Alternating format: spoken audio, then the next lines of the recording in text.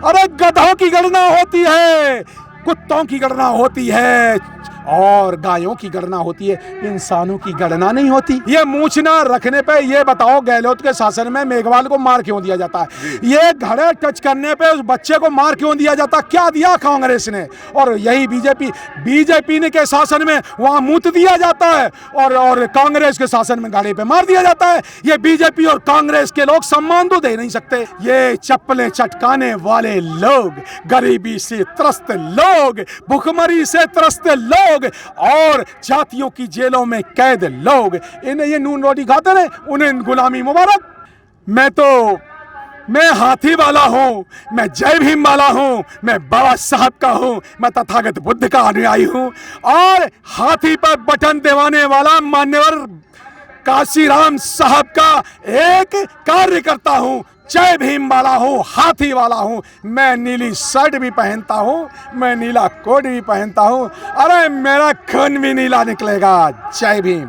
आपकी बात मान ली, अगर बसपा सरकार आती है तो क्या मिलेगा इन गरीबों को, शोषितों को, वंचितों को? इन गरीबों को, अरे यहाँ पे जो वाल्मीकि लोग हैं सुन लें, जो वाल्मीकि जाति के लोग सुन लें, बहन मायावती जी ने 1,10,000 वाल्मीकियों को एक झटके में रोजगार दे दिए थे यूपी में। जी पता है, वाल्मीकि सुन ले, बहन कुमारी मायावती रोजगार की जड़ी लगा देंगी। यहाँ की ये पतली पतली सड़कें ना, चौड़ी गौतम बुद्धा एक्सप्रेस जैसी सड़कें बन जाएंगी।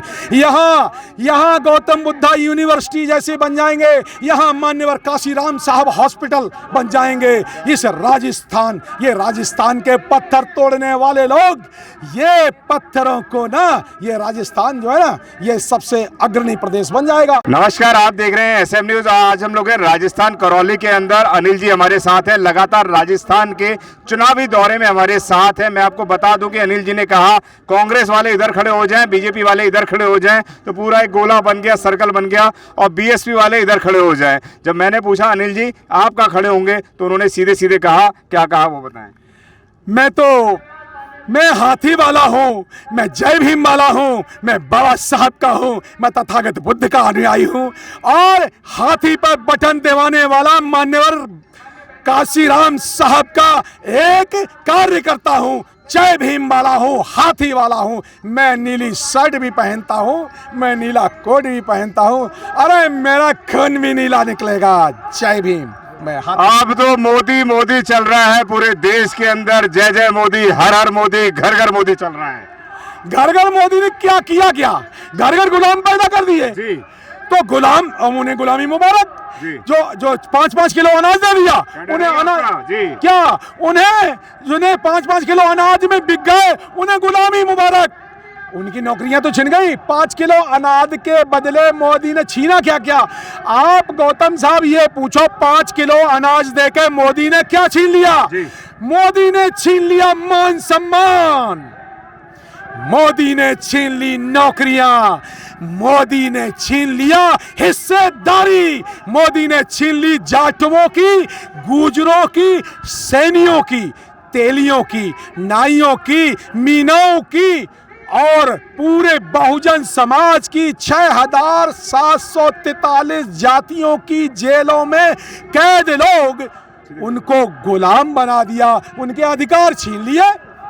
जी, लेकिन सबका साथ सबका विकास भी तो दिया। किसका साथ? जी, किसका साथ और किसका विकास? 5 का विकास अडानी का। अरे सारी जनता ये कहती है घर घर नून रोटी खाएंगे, मोदी को जिताएंगे। बताइए भैया किसको जिताओगे?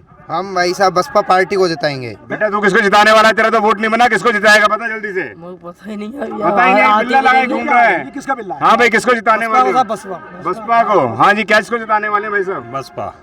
आप किसको जिताने वाले हैं? बसपा।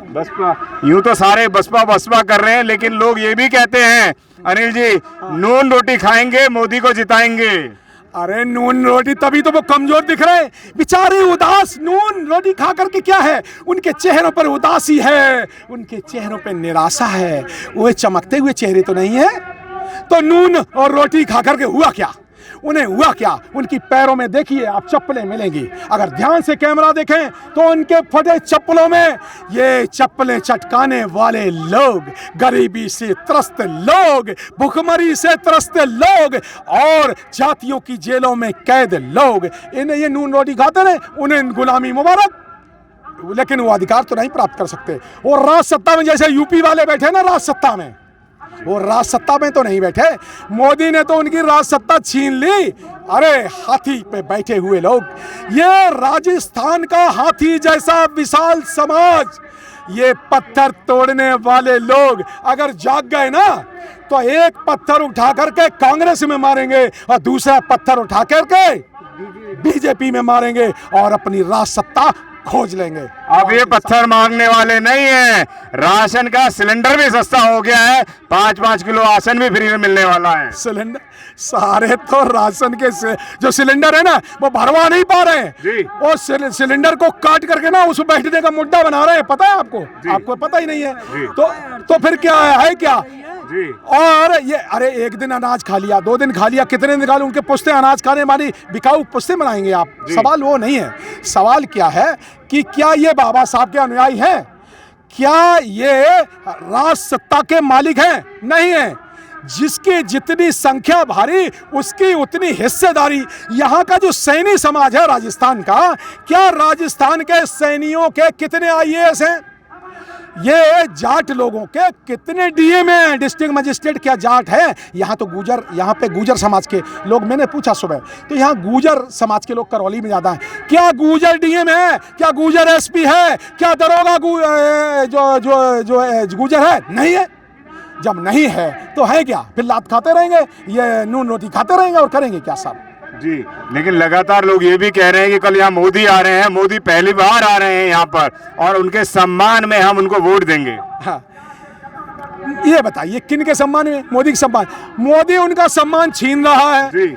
अभी गहलोत भी शायद कल आए थे यहाँ पे, गहलोत ने क्या किया? गहलोत ने क्या किया? अरे सर आप बीएसपी के आदमी लग रहे हो, मैं जनता से पूछूंगा, जनता किधर जाना चाह रही है? बीएसपी में जाएंगे सर जी। क्यों जाओगे भाई बीएसपी? बीएसपी के ही है हम।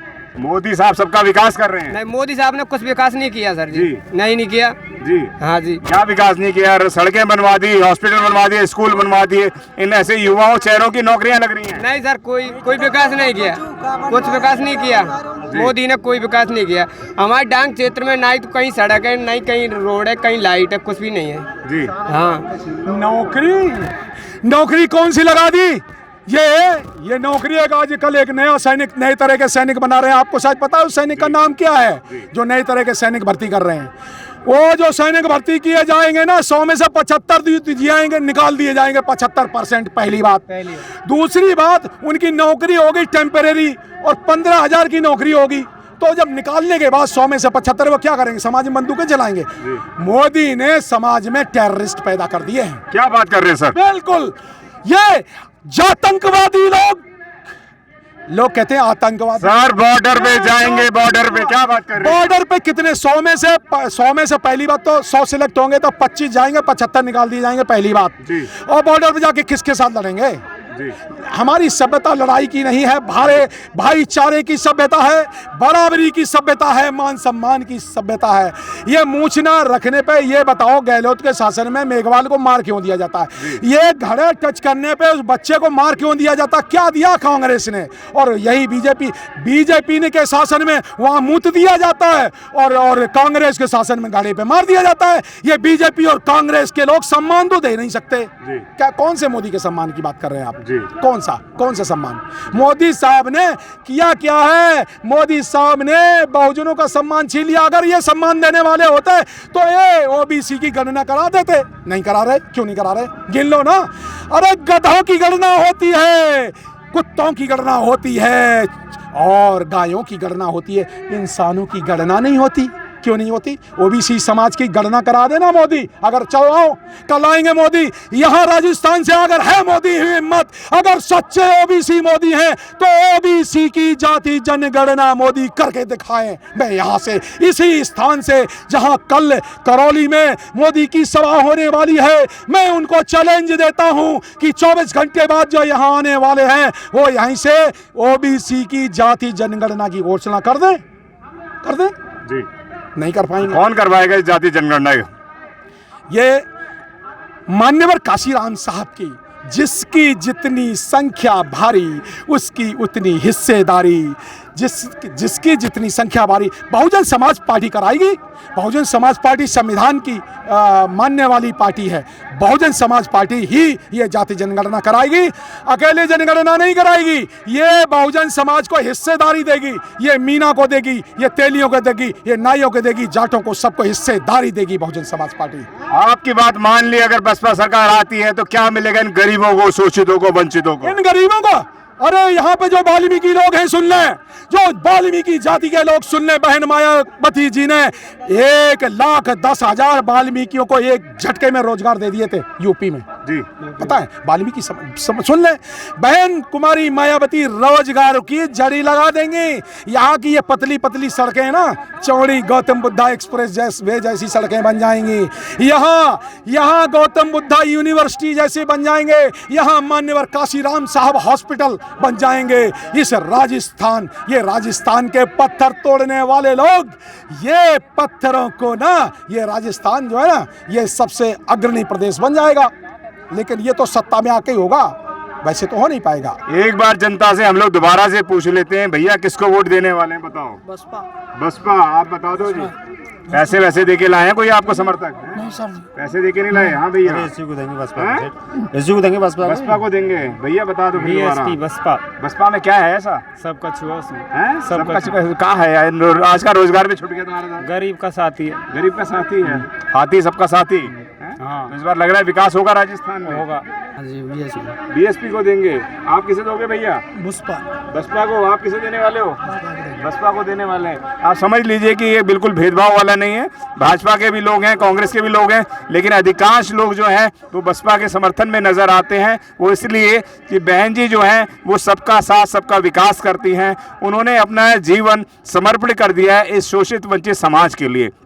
इस समाज के लिए उन्होंने कसम खाई है कि जब तक मैं गरीबों को उद्धार नहीं कर दूंगी। आप समझिए कि उत्तर प्रदेश में उन्होंने बहुत सारी नौकरियां दी हैं, हजारों लाखों नौकरियां दी हैं, हजारों नहीं लाखों नौकरियां दी हैं। उन्होंने गरीबों को पक्के मकान दिलाने का काम किया, उन्होंने पट्टे दिलवाने का काम किया। जो ज़मीन सरकारी थी वो ज़मीन भी गरीबों के नाम पर करी गई, और जो उनके खेती के वो थे, जो किसानों की अपनी खेतियाँ थी, वो भी सरकार की तरफ से माया सरकार ने जनता को दी गई, यानी कि उनकी जमीनों को कोई और नहीं खरीद सकता। लेकिन योगी सरकार आई तो उनको बेचने का काम भी करती चली जा रही है लगातार। लेकिन अब राजस्थान की जनता ने ठान लिया है कि बसपा सरकार यहाँ पे उसको पूर्ण रूप से लाना है। धन्यवाद आपका। अगर आपने अभी तक हमारा चैनल सब्सक्राइब नहीं किया है तो सब्सक्राइब करें और घंटी का बटन बिल्कुल भी दबाना ना भूलें, ताकि सभी लेटेस्ट खबरें पहुंच सकें आप पे सबसे पहले।